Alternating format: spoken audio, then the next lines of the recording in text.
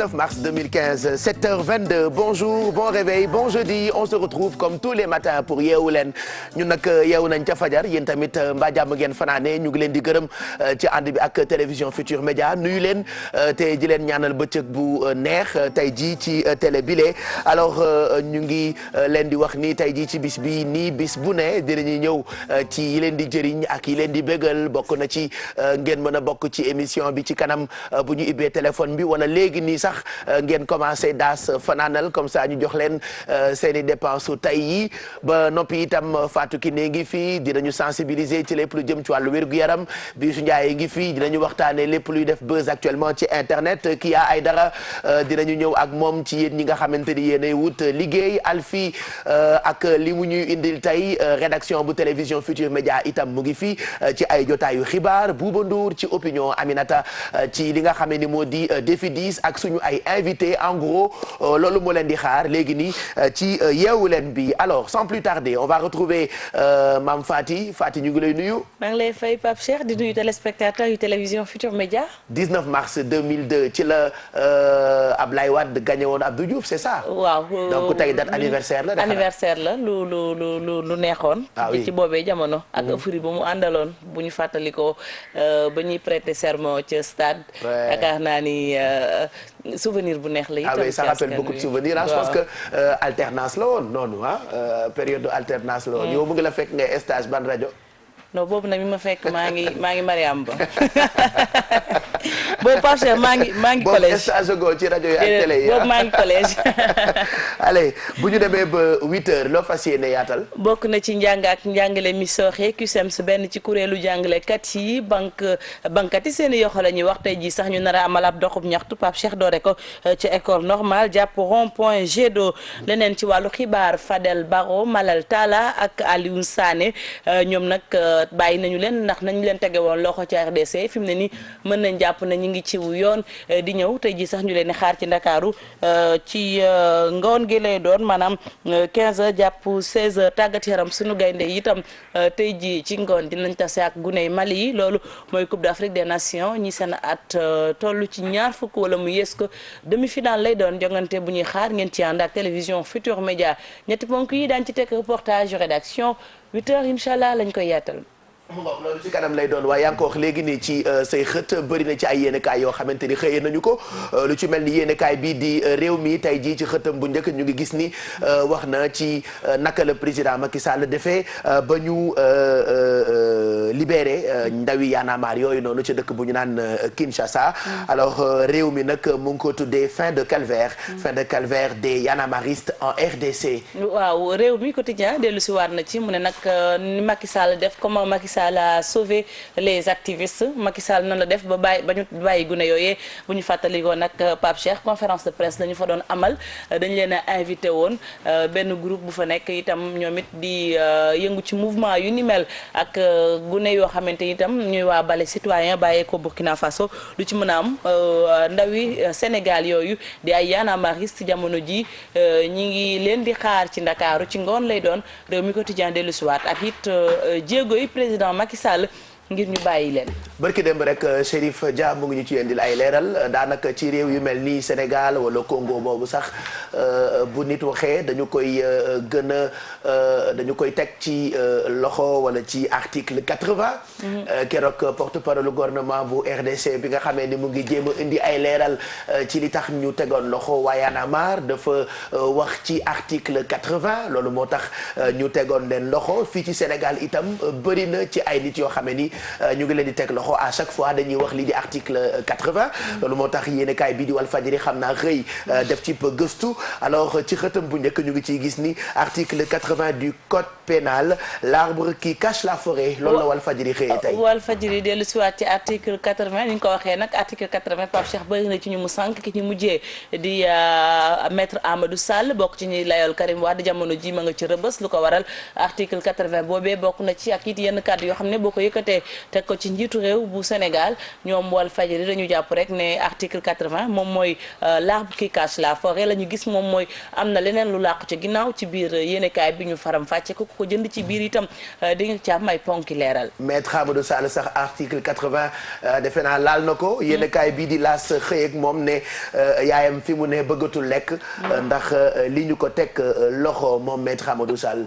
dommage collatéral lañ koy wax yéenekaay bi ñëwaat ci yaayu Maître Amadou Sall jamono ji nanguwul lekk lu ko waral doomam bu góor niñ ko gisee mu mel ni ku waaru jël loxo bi teg ci gémmiñ gi ma nga foofee ca Rëbës dañu ko téye ginnaaw bi mu yëkkatee ay kàddu ca banlieue bu Ndakaaru la woon teg ko ne bu fekkee ni président Macky Sall wala sax bu fekkee ni yoon condamné na kii di Karim Wade bés ba Macky Sall du fanaan pale yaakaar naa ni kàddu yooyee moo ko jural lu ni mel tey ba tax yaayam gedd ñam.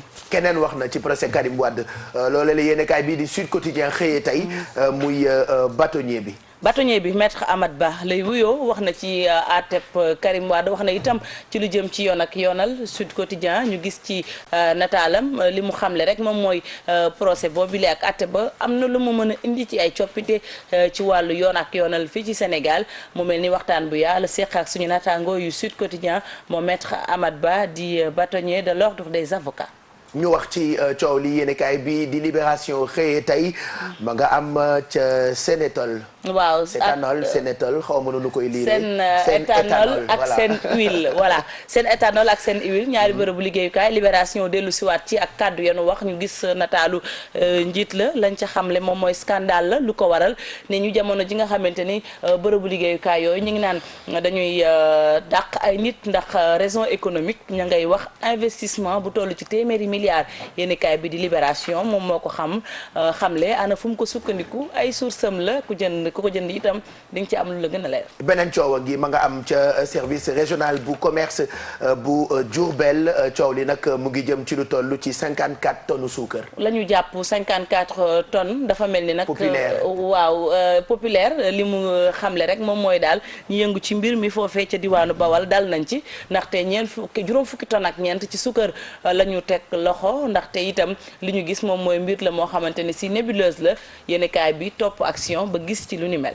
enquête xëyee tey ak li mu tuddee poubelle Europe Ndakaaru lay wàcc loolee ñoom def nañ ci enquête waaye daanaka Sénégal yëpp seetlu nañu ko des produits venant noonu la ñu ko tuddee inonde la capitale titre bi Dakar poubelle de l'Europe. waaw enquête sukkandiku ci ab lu ñu gis constat Ndakaaru yaakaar naa ni bopp koñ boo gis Pape Cheikh. yaa ngi fa gis ay conteneur ñu koy jëlee moo xam ay meuble la moo xam yeneen jumtuwaay la. lu ci mën a am daal gis nañu ne Ndakaaru moom mooy poubelle biti réew ana lu ko waral conteneur yi ñuy jëlee foofee di ko indi fii mu bëri lool ci Ndakaaru bëri fii itam ñoom li ñu jàpp rek moom mooy mbalit la moo xam ne dañu ko jëlee Europe ñëw sotti ko fii ci Ndakaaru. gis nañ ci ay chiffres sax ne douane enregistré lu tolloog 350 ba 400 conteneurs. yuy dugg par jour. ay articles yu bëri yu jógee bitim réew yoo xamante ni ñu ngi ko tuddee ay venant lii moom il faut que ma lire ko. waaw enquête bi lu jar a lire la. non am na solo. foo tourné gis venant yenn saa yi doo xam yan xeetu produit la ay mbalit ak lu ne la ñuy jaay c'est vrai ah aussi c'est vrai ah. dëgg la de wallaahi on n'est pas contre ah. contre ñu kenn kuy jaay mais des fois écoute tu te dis. après finalement est-ce qu'on a besoin de tout ça. ay dàllu géej ay dàllu géej ak ay appareils yoo xamante ni. bis Ndiaye yabaate la ñoom ku leen ko may ak ay milliards ñoom ñu ko indi sax duñu ko jëfandikoo ci seeni kër. feesal Dakar ak moo tax enquête ne poubelle boo seetloo sax Pape Cheikh télévision Futurs Médias defoon na ci gëstu. ak dossier économie Ibrahima Kane moo ko defoon sama juumulee. conteneur yooyu lay wax ci. yaakaar naa ni daal ni ñu ko waxee bopp koñ boo dem boo fa gisul benn fa gis ñaar. j'étais quelque part un jour ma dem feneen beneen dëkk la bi ma demee ñu ne dañ maa teral may ma ay yére affaire yooyu noonu c'est-à-dire quand bi ma ubbee valise bi ñoom ñi ma ko may sax wallaahi duñu ko sol après dañ koy yàpp fii Sénégal c'est mbalit yokk la bagage c'est grave ah. nga delloo leen ko teralaat leen rek ko ba dama génn seen buntu kër am na seen ay poubelles yu mag yu fa nekk. fa laa ko sànni pour ñoom ñu dem yóbbu ko seen ay mbalit parce que ñoom duñu ko sol c'est vrai ah. il y en a tellement dans ce pays des fois sa xol day jeex sax ci li ñu bëggee jël Dakar rek yàqu ko. on a besoin de bons produits certes waaye bëgguñu yenn mbalit yi ñuy indi fii di ko fi jaayee n'est-ce pas. alors témoin ngeen baal ma de yenn saa yi sa xol bi jeex tàkk fajar gi. nga yeewoo énervement. boobu mooy sa coup de gueule tey ah. yenn saa yi vraiment nga lire information boo xamante ni waxuma la coup de gueule mais coup de frappé tête. bul defee je suis énervé. témoin xëy def enquête ci bërëbu l'hôpital yi calvaire des malades l'angoisse des accompagnants noonu la tuddee xëtam. waaw lu jëm ci témoin dellu si waat lu jëm ci accueil dalal bi ci bërëbu fajukaay yi li ñu gis moom mooy ñi nga xam ne ñoom ñooy aji tawat ji buñ ñëwee ci bërëb bi dañuy sonn maanaam gis ku leen gindi ba duñ ci am benn jafe-jafe doon na sax beneen jafe-jafe leneen itam lu ñu gis Pape Cheikh moom mooy ñi ànd ak aji tawat ji léeg-léeg ñoom ñooy gën a sonn mu mel ni daal yéenekaay bi bu nu sukkandikoo ci moom muy le témoin accueil bi war a am ci bërëbu fajukaay yi des na lu bëree bëri. voilà ñu xool xëtu yéenekaay bi di stade nga xam ni wax na ci kii di Lionel Messi ak calcio bi nga xamante ni ñoo ngi koy waajal Faty Dieng daf ma avertir duñ ci sori. non classico bi moom nañ ko bàyyee ak Cheikh Tidiane Diaw ak Malal. soxal na leen l'observateur duñ ci sori itam ñoom wax nañu ci ab gëstu boo xamante ni amal nañu ko ci dëkk boo xamee ni daanaka immigration clandestine daf leen sonal on va retrouver Makhali pour la présentation du menu de l'Observateur de ce jeudi 19 mars 2015. Bonjour Makhali. Bonjour à toute l'équipe de Yeewu Leen, bonjour aux téléspectateurs de la TFM. À la une de l'Obs aujourd'hui, nous sommes retournés au Maroc, dans la ville tangéroise plus précisément. 6 mois après, l'Obs est retourné à Bouchalef, dans la capitale du Nord Mali, à Tanger. Là-bas, le risque est énorme, mais les subsahariens de Bouchalef n'en ont cure. C'est la belle vie qu'ils sont venus chercher. Mais si la mort les retrouve, tant pis. Tout ce qu'ils espèrent, c'est regagner un jour l'espace Schengen.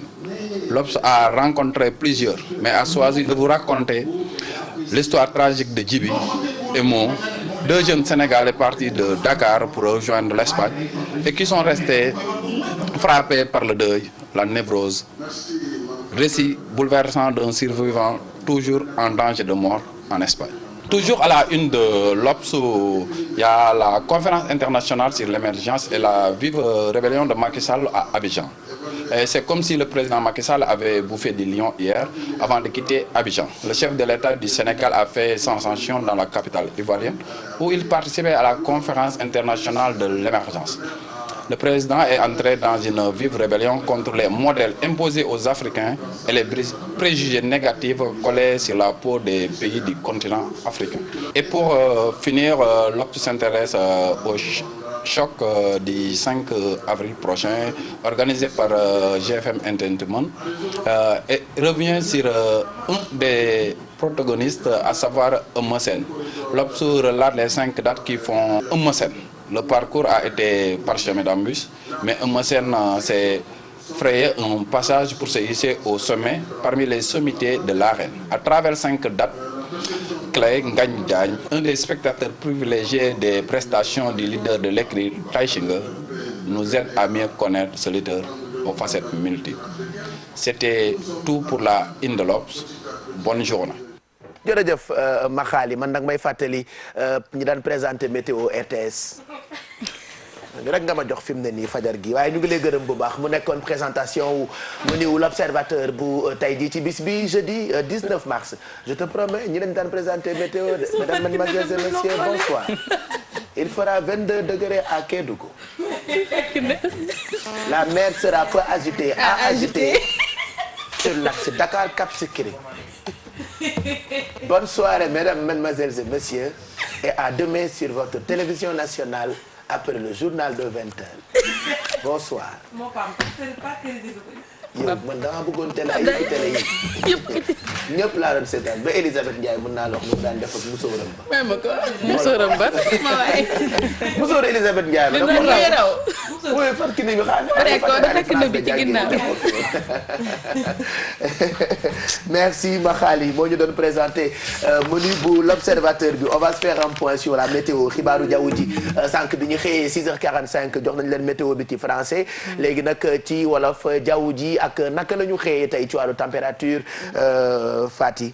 tey journée bi du yomb Pape Cheikh naam itam Ndar Géej xaw na féex ci suba gi ndax ñoom ñi ngi yeewu ak 16 degré 16 degré mooy température bi gën a ndaw Ndakaaru topp ci ak 18 degré Podor 21 23 ca Matam 21 Linguère 20 degré ca Diourbel 22 Kaolack 27 degré Tambacounda Ziguinchor 23 degré Kolda 24 degré et puis Kédougou 27 degré loolu suba gi rek la ngoon gi itam dina metti yaakaar naa ni xaali million ji war na yegg si parce que 42 degré mooy température maximale bi Pape Cheikh ñu ngi koy am ci diwaanu Kolda Kédougou am 38 Ziguinchor 41 degré 40 degré Tambacounda 39 ca Kaolack 40 Diourbel Linguère itam 40 degré 42 degré ca diwaanu Matam itam 37 degré Podor 29 Saint-Louis mu mel ni kon ngoon gi Ndakaaru moom mooy tane ak 23 degré lu jëm ci marée yi basse mer bu njëkk bi am nañ ko bi 1h toftale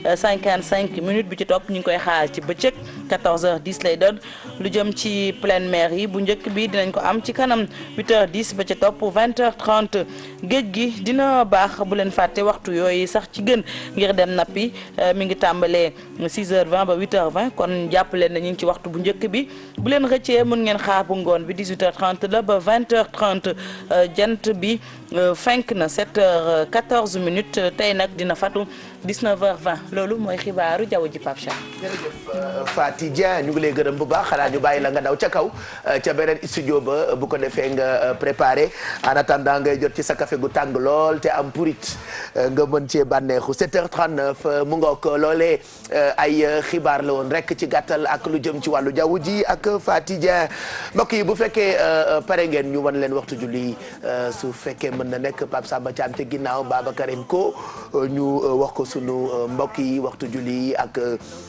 waxtu mees yi ci sunu mbokku chrétien yi nga xam ne fi mu tollu tembe ñu ngi ci carême et que vendredi bu jot dañuy amal ay semaine de croix alors suba teel gis ngeen ko noonu mu ngi toll ci 6h06 tisbaar mu ngi toll ci Pape Samba yi foog nga ma koy jox ndax jegew ma te bëti baaxatul damaa katarak waaw kay tisbaar mu ngi toll ci 13h19 takkusaan mu ngi toll ci 16h40 timis mu ngi toll ci 19h26 gee mu ngi toll ci 20h28 pour suñu mbokku chrétien yi ak waxtu messe yi bu dee cathédrale ci semaine bi am na messe 7h vendredi am na messe 7h30 ak 18h30 sans compter seen waxtu yi nga xamante ne amal nañu ko pour chemin de croix bi dimanche am na messe 7h30 ak 10h30 bu dee jàngu bu martyr de l'Ouganda foofu ci semaine bi am na messe 6h30 ak 18h30 dimanche ak jour férié am na messe 10h 18h xaw ma 19h 7h15 9h30 11h15 ak 18h30 bu dee église bu Saint-Joseph foofu nag am na en temps ordinaire messe 6h30 ak 18h30 dimanche ak jour férié am na messe 7h ak 8h30 9h30 11h ak 18h30 et puis vendredi am nañu chemin de croix ci carême bi 7h40 ñu ngi leen di xaar ku dugg ñu teral la enveloppe yaa ngi tege 88 628 22 22 wala 88 628 04 05 Fatou Kiné Deme comme je dis bu jot moom moo ñuy indil li ñu mën a xam ci wàllu wér-gu-yaram tey nag nga indi feebar boo xamante ni bëgguma ko sax tudd parce que dama ragal j'ai peur.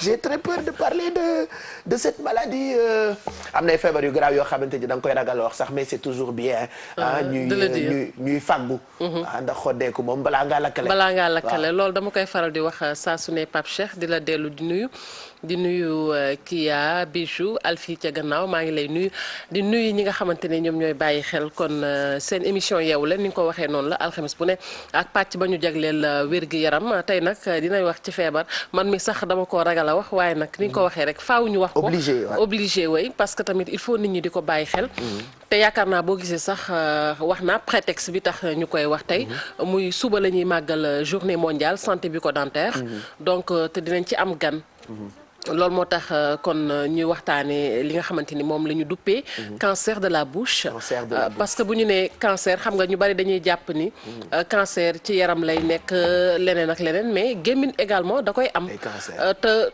vraiment nekk na loo xamante ni bu ñu ci góorgóorloo yàlla mën nañu ci musal parce que tout simplement am na loo xamante ne xëy na buñ ci jaaree li naan feebar kenn mënu ko daw mais nag am na anam yu ñu ko mën a fegoo looloo tax tey dinañ dalal benn gan fii tey muy docteur Mamadou Moustapha Wane moom mooy vice-président bu association des chirurgiens dentistes fii ci Sénégal pour une première association bi dafay daal di célébrer journée mondiale de la santé bucco-dentaire parce que mosuñu koo célébrer association mais parce que bis boobu ñu ngi ko jagleel lépp lu jëm ci wàllu cet ak cellu gémmin mi ngi noonu wér-gu-yaramu gémmin suba la donc looloo tax kon Sénégal comme association bi ëmb les chirurgiens dentistes pour une première dañuy célébrer bis bi journée mondiale bi moo tax tey dinañ ci am gan incha allah ci kanam tuuti. jeex na kon ci kanam lay doon ak ki nga xamee ni moo di docteur Mamadou Moustapha Wane ak association chirurgien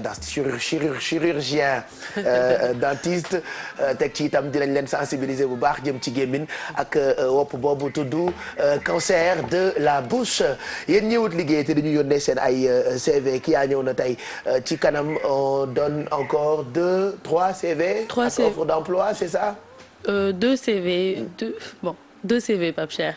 On fera passer 2 CV et puis on parlera de l'auto-emploi des jeunes. Quels sont les moyens qu'il faut pour ne pas trop compter sur l'État et que jeune bu nekk war a mën a jógal boppam créer boppam entreprise am et pourquoi pas mu nekk employeur. aussi hein. important donc ci kanam Diop ak Kia loolu la ñuy waxtaanee ak CV yi nga xamante ni yónnee ngeen ñu ko on parlera aussi de ce qui fait actuellement buzz sur internet ak Bijou. Bonjour Pape Cheikh bonjour waa plateau bi bonjour ñuy seetaan ma def comme RTS 1900 ñaata. ma def RTS 1960. mun doo ko mën na.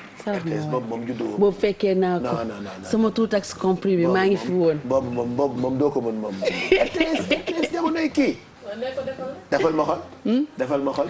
Mesdames, Mesdemoiselles, Messieurs, bonjour.